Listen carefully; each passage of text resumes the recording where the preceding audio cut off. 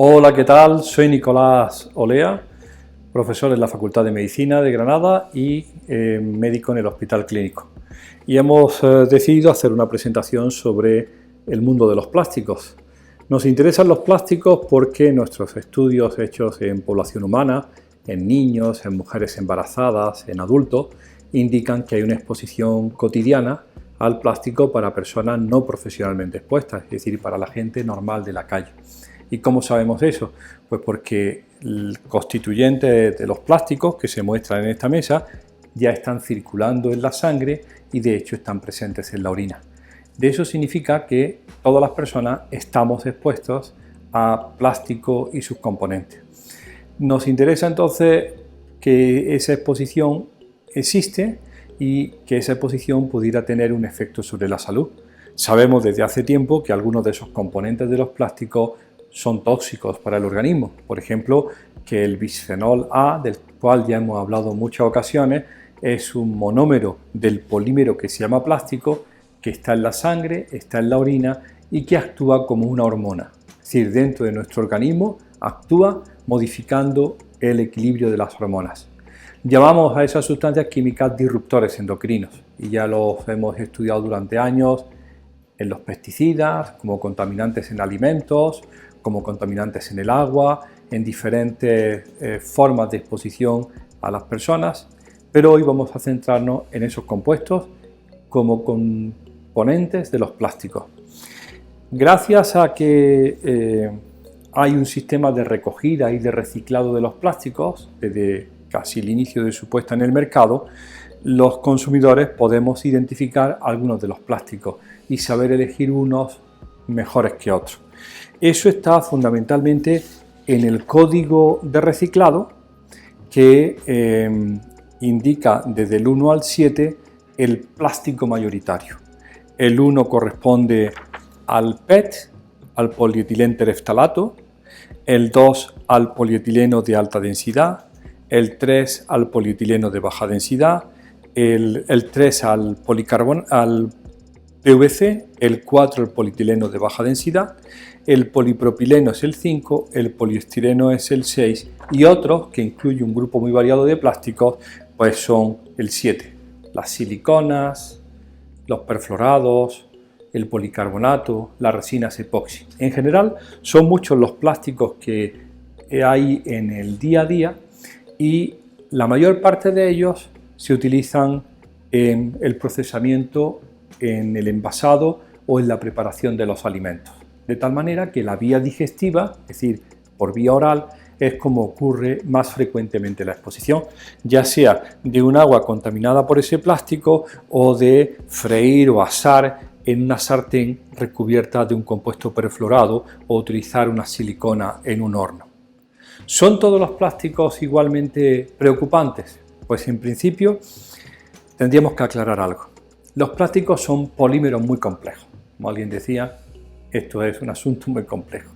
Está el polímero, que es como una malla construida como tal, en donde diferentes partes del monómero hacen esa malla que es el polímero, pero es que además hay muchos aditivos. Aditivos que le dan color, aditivos que le dan flexibilidad,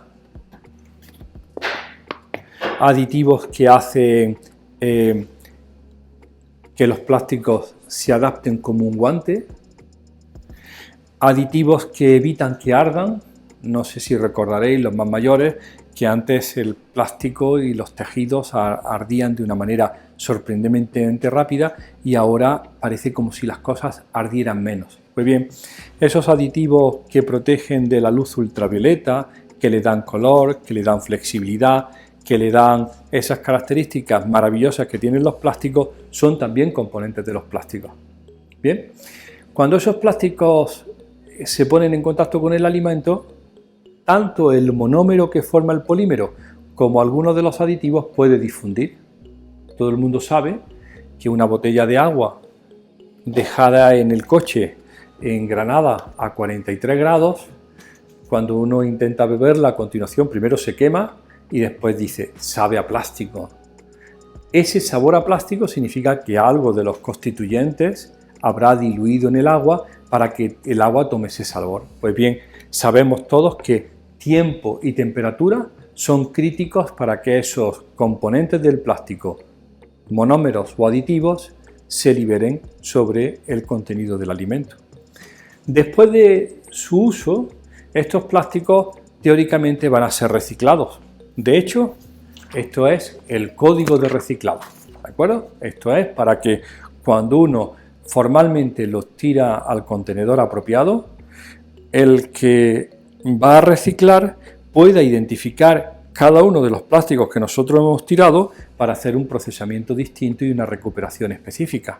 Pues bien, cuando esos plásticos son reciclados, pues vuelven otra vez a incorporarse para formar más plásticos o otros materiales que después hablaremos, o en algunos casos en que no son reciclados, son triturados, abandonados en el medio ambiente, algunas veces no son correctamente recogidos, y ese es el gran problema del siglo XXI.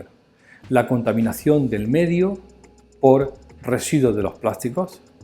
Es más que popular en la televisión los animalitos, las tortugas metidas en unas redes, en los peces con microplásticos en el interior, imágenes muy llamativas de cómo las playas están llenas de envases vacíos de plásticos que alguien ha tirado probablemente en su casa y el viento o simplemente la dejadez han hecho que lleguen hasta el mar. Esos plásticos en el mar se degradan y se rompen en pedacitos de plástico más pequeños, que los llamamos microplásticos. Y aún así pueden romperse en pedazos más pequeños que llamamos nanoplásticos. Entonces tenemos varios asuntos. Los componentes del plástico, los monómeros y sus aditivos, y los fragmentos de plástico que también pueden volver a la mesa, por ejemplo, porque un mejillón o porque un pez está alimentándose de pedacitos microscópicos de plástico que flotan en el mar pensando que son alimentos. Algunos de esos microplásticos, el otro día lo veíamos en las lagunas de Sierra Nevada, tienen el tamaño del microplancton, de las pequeñas algas o los pequeños crustáceos que sirven de alimento a otros individuos. Es decir, que se han incorporado ya a la cadena alimentaria. ¿Cuál es entonces el secreto y la gran recomendación para vosotros que, como nosotros, estamos preocupados por el plástico? Pues la primera clave es la disminución de su uso. Reducción, reducción, reducción y reducción. Es decir, saber decir no. Llegar al supermercado y cuando te den 3 pimientos en una barqueta de poliestireno, con un film de polietileno, en una cajita de policarbonato y en una bolsita de polipropileno, decir no. No quiero tanto envasado. No puedo soportar tanto envasado. El otro día se reunían las cabezas pensantes de la industria para decir que la responsabilidad del consumidor que no sabe gestionar su basura. No. La responsabilidad no es del consumidor, la responsabilidad es del productor que tiene que asumir la recogida de esa basura y el tratamiento de lo que nos venden.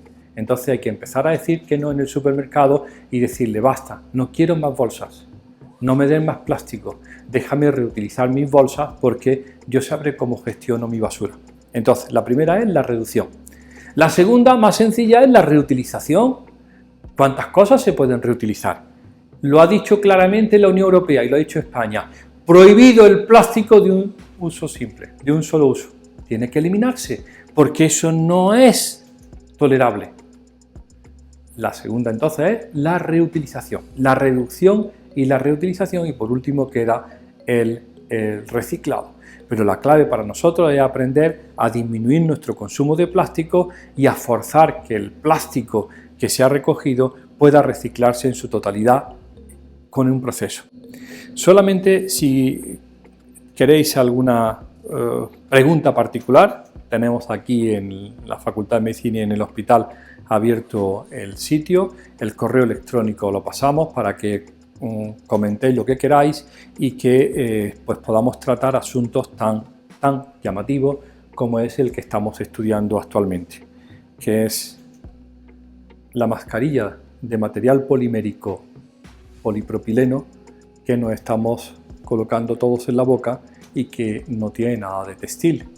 Es una mascarilla quirúrgica hecha con un sistema no tejido, se llama no tejido, de polipropileno con ciertos aditivos, el cual nos estamos colocando delante de la boca para protegernos del COVID, perfecto, pero que después estamos probablemente reciclando de mala manera, puesto que la producción es enorme y querríamos que se prestara más atención a cómo nos vamos a deshacer de este tipo de material.